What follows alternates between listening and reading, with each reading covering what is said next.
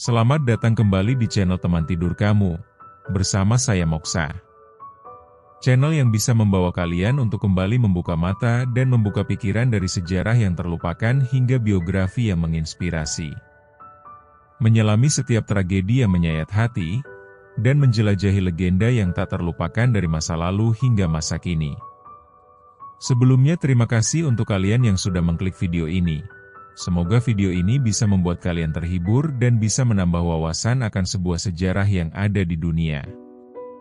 Pada seri sebelumnya, kita melihat bagaimana bangsa Hyksos mempengaruhi dinasti ke-15 Mesir kuno.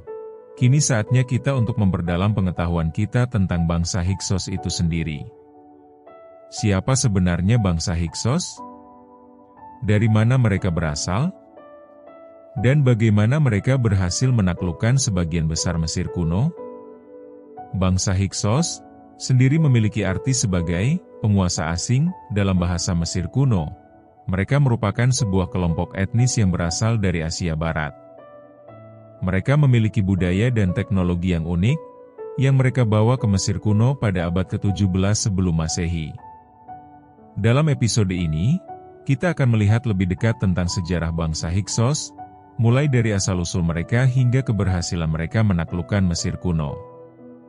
Kita juga akan mempelajari tentang struktur politik, sosial, dan ekonomi Hyksos, serta bagaimana mereka berinteraksi dengan bangsa Mesir kuno. Dengan memahami lebih baik tentang bangsa Hyksos, kita dapat memahami lebih baik tentang bagaimana mereka mempengaruhi perkembangan sejarah Mesir kuno dan bagaimana warisan mereka masih dapat dilihat hingga saat ini. Mari kita melihat bagaimana bangsa Hyksos berhasil menguasai Mesir kuno.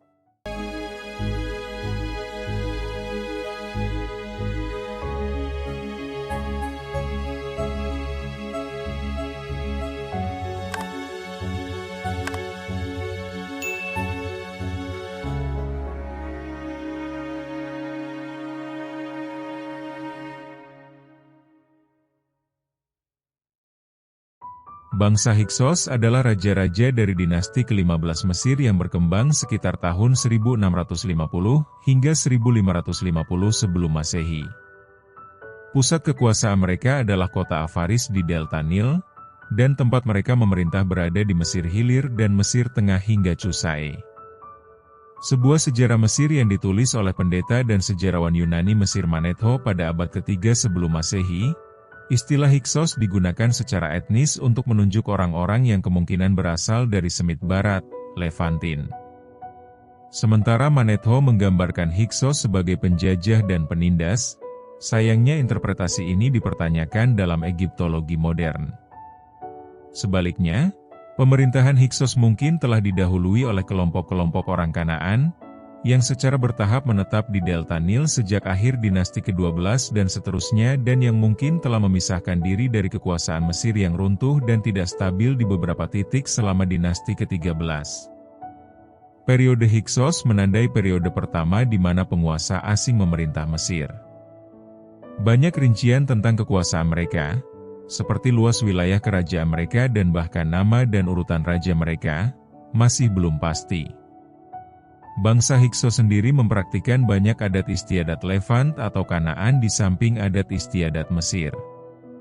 Mereka dianggap telah memperkenalkan beberapa inovasi teknologi ke Mesir, seperti kuda dan kereta perang, serta hopes atau pedang sabit, dan busur komposit. Bangsa Hyksos tidak menguasai seluruh Mesir. Mereka hidup berdampingan dengan dinasti ke-16 dan ke-17, yang berpusat di Tebes. Peperangan antara bangsa Hyksos dan Firaun-Firaun dari akhir dinasti ke-17 akhirnya memuncak dengan kekalahan bangsa Hyksos oleh Ahmose I, yang mendirikan dinasti ke-18 Mesir.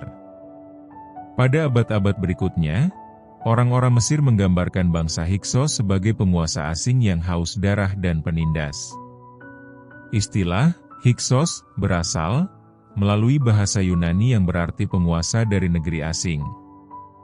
Sejarawan Yahudi abad pertama Josephus memberikan nama itu sebagai arti raja-raja gembala atau gembala-gembala tawanan dalam karya tulis yang berjudul Kontra Apion. di mana dalam karya tulisnya ia menggambarkan Hyksos sebagai orang-orang Yahudi seperti yang muncul dalam sejarawan Mesir Helenistik Manetho. Kini secara umum diterima dalam publikasi akademis bahwa istilah Hyksos hanya merujuk kepada penguasa asing pada akhir periode menengah kedua khususnya pada dinasti ke-15 dan bukan kepada suatu bangsa.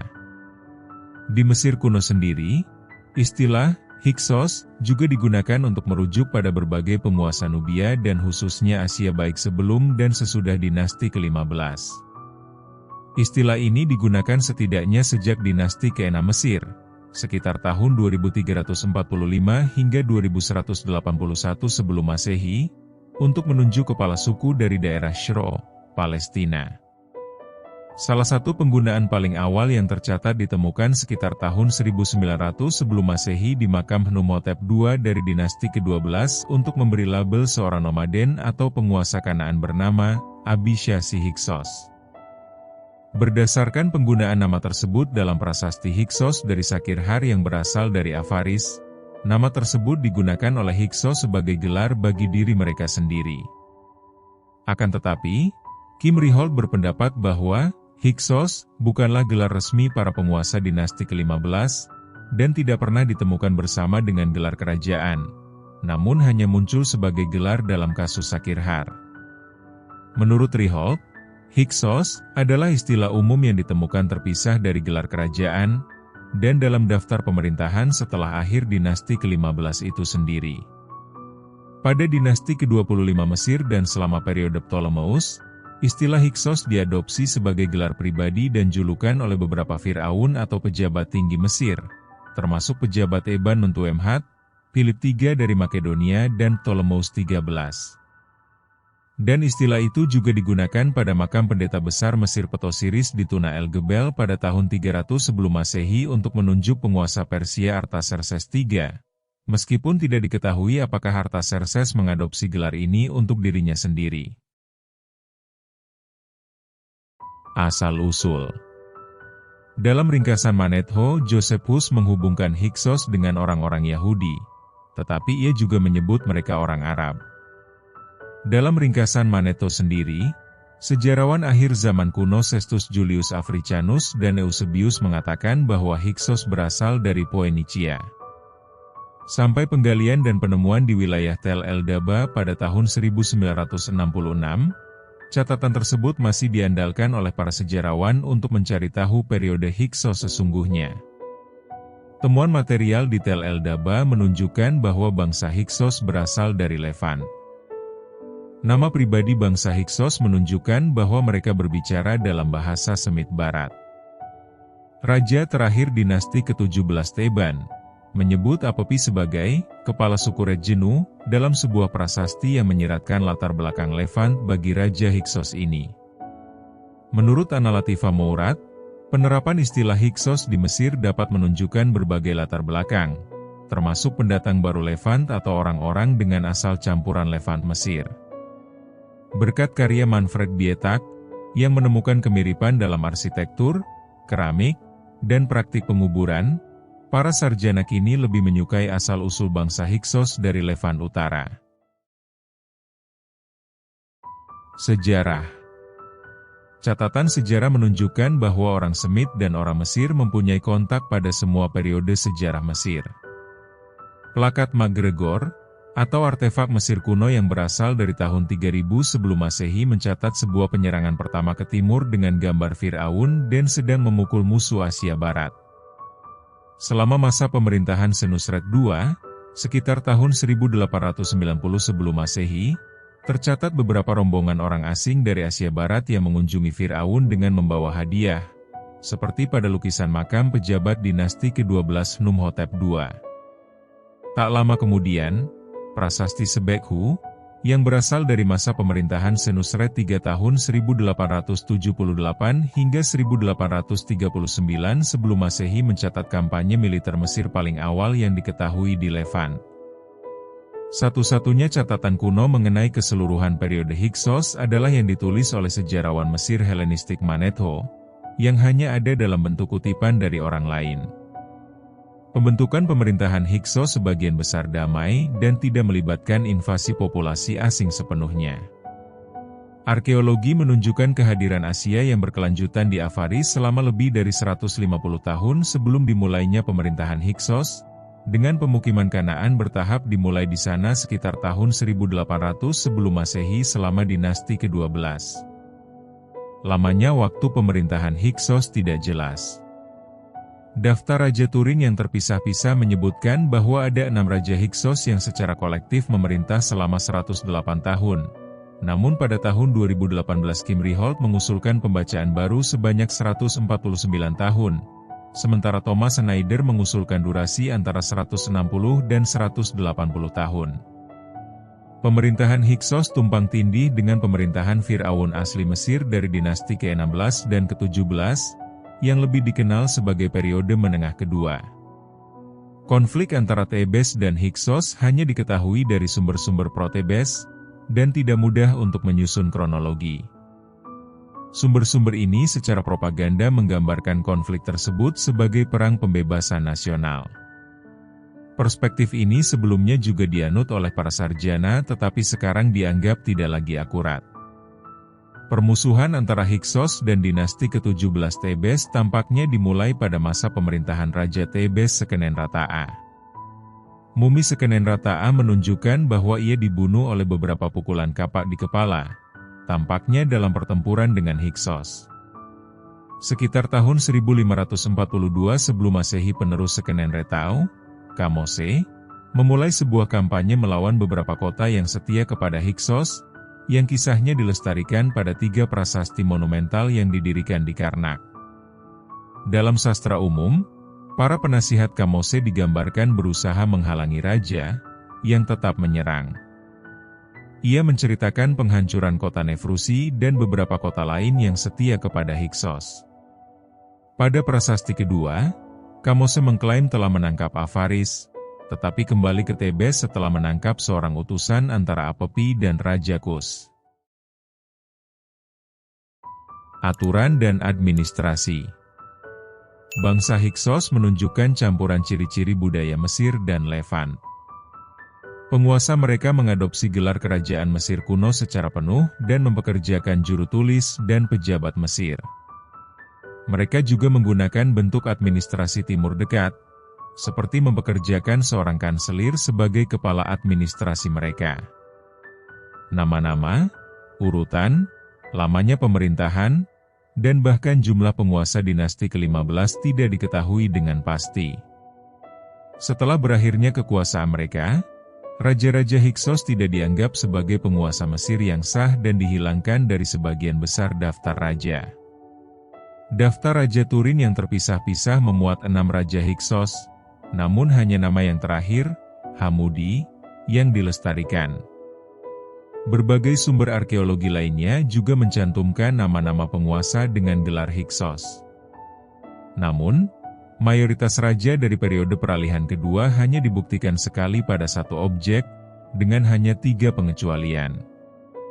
Beberapa raja dibuktikan dari fragmen daftar Raja Turin atau dari sumber lain yang mungkin merupakan penguasa Hyksos.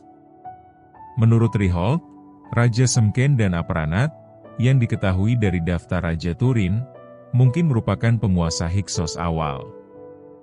Bagi kalian yang ingin mengetahui daftar-daftar raja tersebut, bisa kunjungi konten kami sebelumnya yang sudah membahas para raja dari dinasti ke-15 tersebut.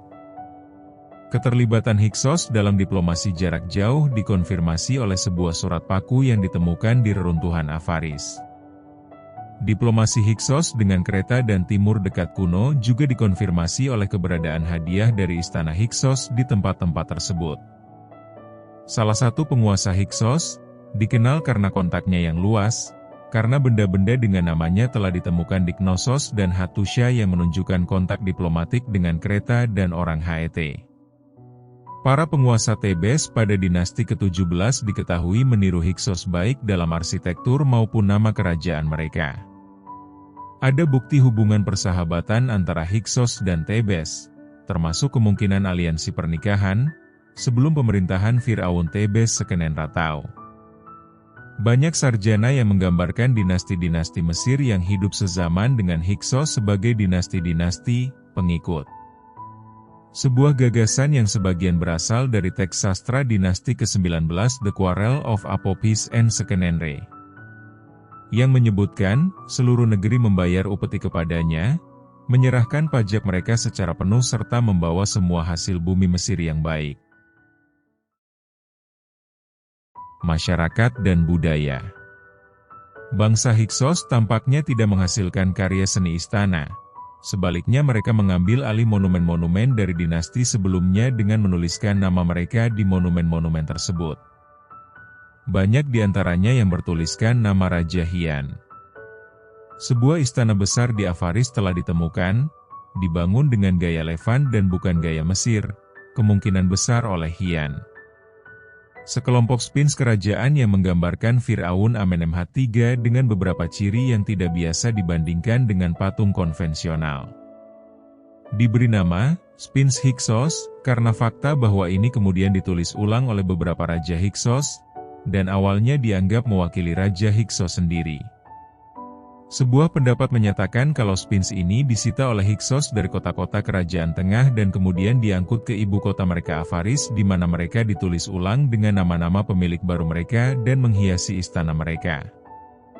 Bukti-bukti praktik pemakaman Hyksos yang berbeda dalam catatan arkeologi mencakup penguburan orang mati di dalam permukiman daripada di luar permukiman seperti orang Mesir. Sementara beberapa makam lainnya mencakup kapel bergaya Mesir. Mereka juga mencakup penguburan perempuan muda yang mungkin sebuah pengorbanan, yang ditempatkan di depan ruang makam. Tidak banyak monumen pemakaman Hyksos yang bertahan di padang pasir dalam gaya Mesir, meskipun ini mungkin telah dihancurkan. Secara tradisional, bangsa Hyksos juga dianggap memperkenalkan sejumlah inovasi militer lainnya, seperti pedang sabit dan busur komposit.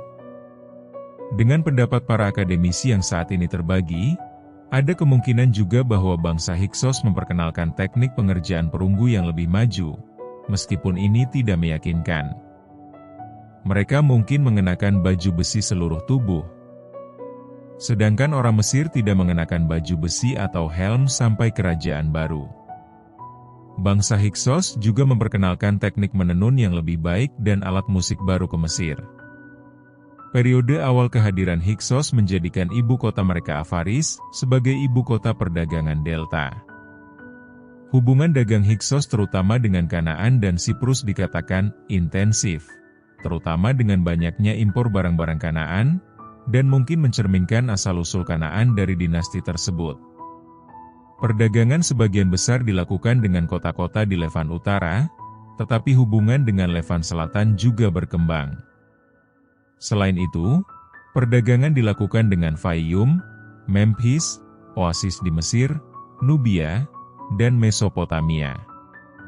Menurut prasastika Mose, bangsa Hyksos mengimpor kereta perang dan kuda, kapal, kayu, emas, lapis lazuli, perak, pirus, perunggu, kapak yang tak terhitung jumlahnya, minyak, kemenyan, lemak, dan madu.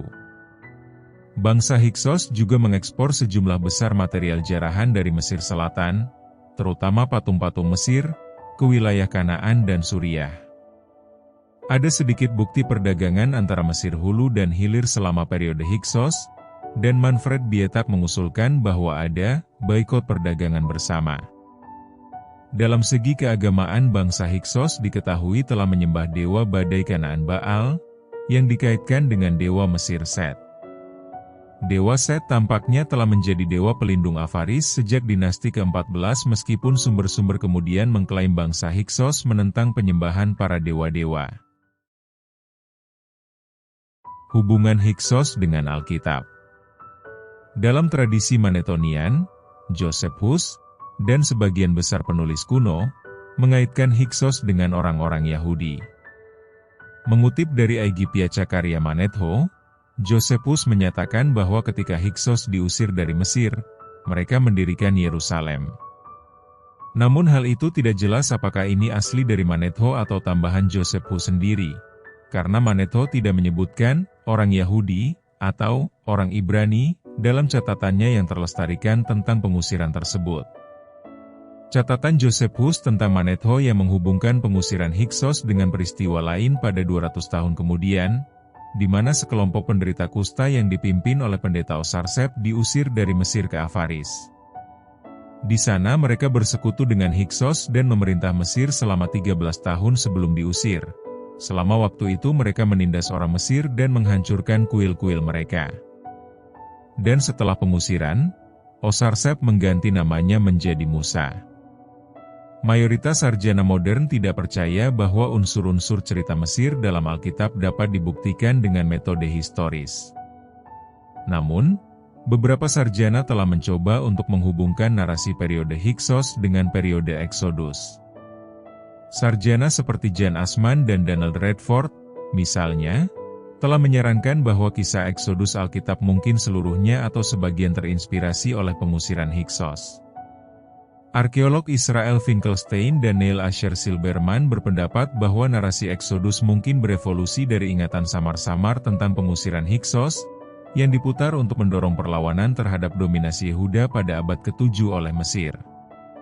Para pakar lain, seperti Manfred Bietak, telah menunjukkan beberapa masalah dengan teori-teori tersebut, termasuk konflik antara penggambaran bangsa Hyksos sebagai elit penguasa dengan latar belakang perdagangan dan pelayaran dan penggambaran Alkitab tentang bangsa Israel yang tertindas di Mesir.